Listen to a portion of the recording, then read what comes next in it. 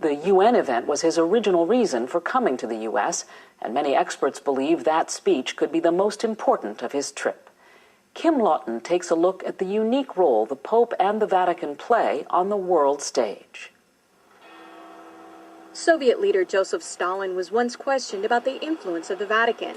Stalin is famously said to have replied, "The Pope, how many divisions has he got?" The answer, as it turns out, is more than Stalin and many others might have guessed. Experts say the Pope and the Vatican wield considerable global influence. They don't have economic engines they have to feed. They don't have armies. They don't have land. The Vatican is only 106 acres. It's the smallest nation state in the world, but it is a huge moral, spiritual superpower. In questo momento. As the Bishop of Rome, Pope Benedict XVI is a spiritual head of the Roman Catholic Church worldwide. But he also wears another hat, head of state for the independent territory of Vatican City and the Catholic Church's government, called the Holy See. It's the tension between those two roles that actually gives him a resilience on the international stage, that he doesn't just speak for a geopolitical unit, but also for a demographic within the world. The Holy See has played an active global role for centuries. It has permanent observer status at the United Nations and has all the rights of full UN membership. The Holy See has formal diplomatic relations with 177 countries around the world, including the U.S. Ambassadors, called apostolic nuncios, represent the Holy See from embassies like this one in Washington, D.C. The U.S. has sent an ambassador to the Holy See since 1984.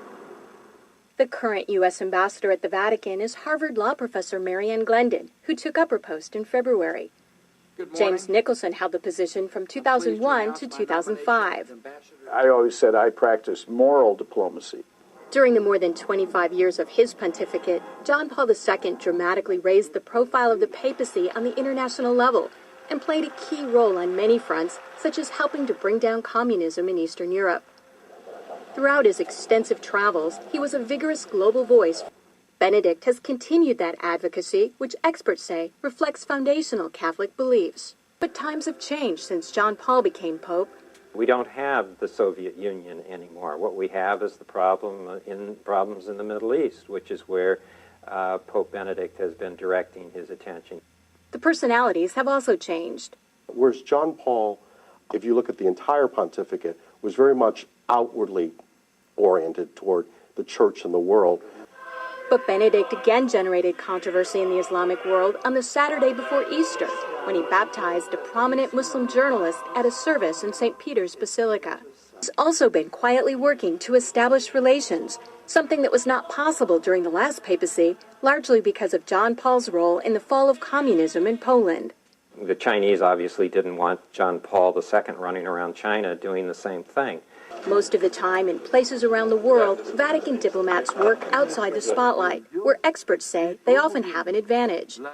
Some question how much government leaders of today truly listen to what the Pope has to say. And that, observers say, is a moral authority that can't be measured by economic strength or military divisions. A moral authority Benedict hopes to draw upon when meeting with U.S. officials and speaking before the United Nations.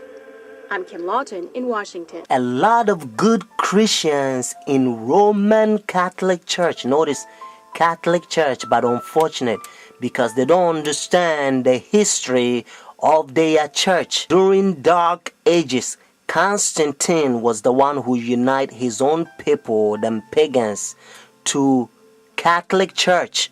And when they unite in the church, because, there was statue worshippers, idols. So when they brought their idols, notice statues in Roman Catholic Church, they began to name them. Instead of Jupiter, they call it Peter. And it's so sad that they give them a lot of Christian names. And they bow down, sometimes they kiss, they worship.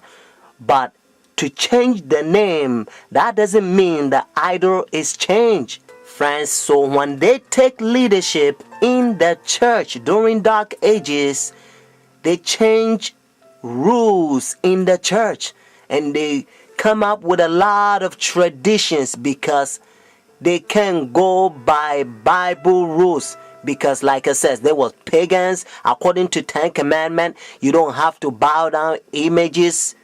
and statues. If you look Roman Catholic Church, the 10 commandment, the second commandment that talks about images, they remove that.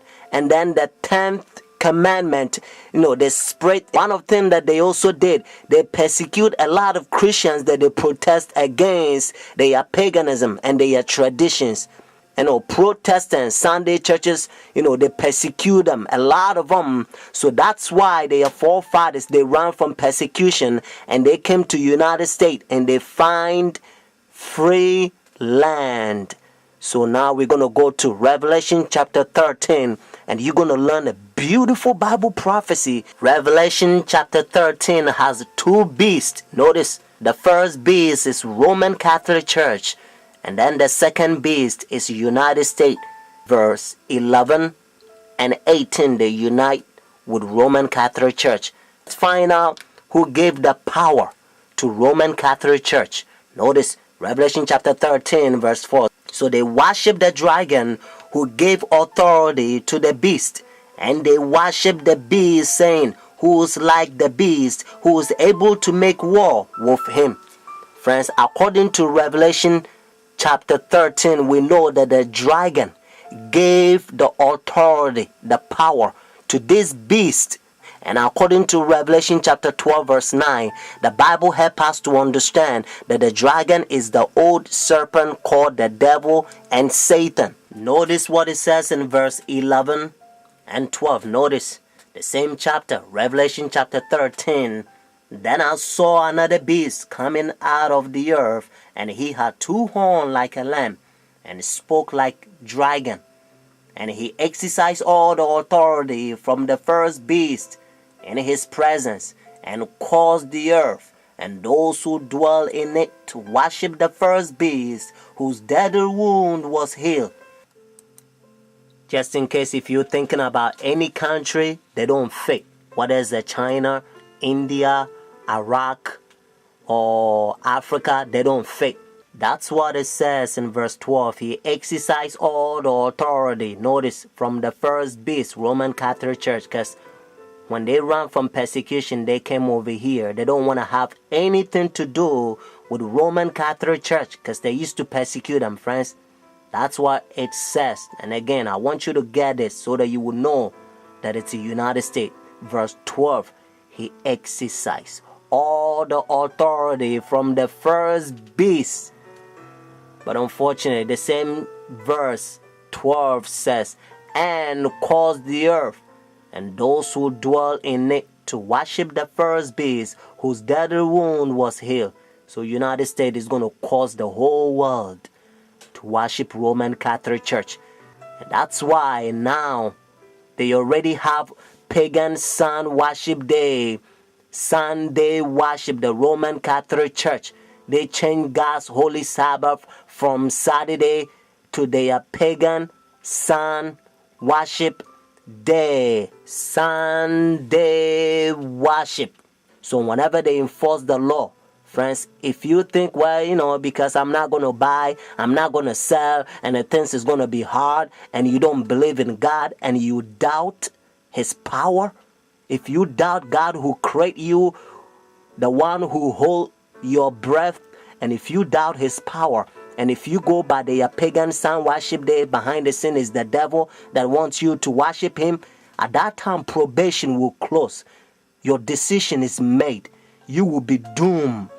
Revelation chapter 14, God placed a fearful curse on those who receive the mark of the beast, those who worship the devil. But friends, have faith. Jesus Christ will send his angels. Sometimes they will come as a form of mankind, and they will give you a food in the time of trouble. Hebrews chapter 4 verse 7 to 11. Notice what Bible says. And again he designated a certain day, saying in the David today, after such a long time as it has been said, today, if you will hear his voice, do not harden your heart. For if Jesus has given them rest, then he will not afterward have spoken of another day.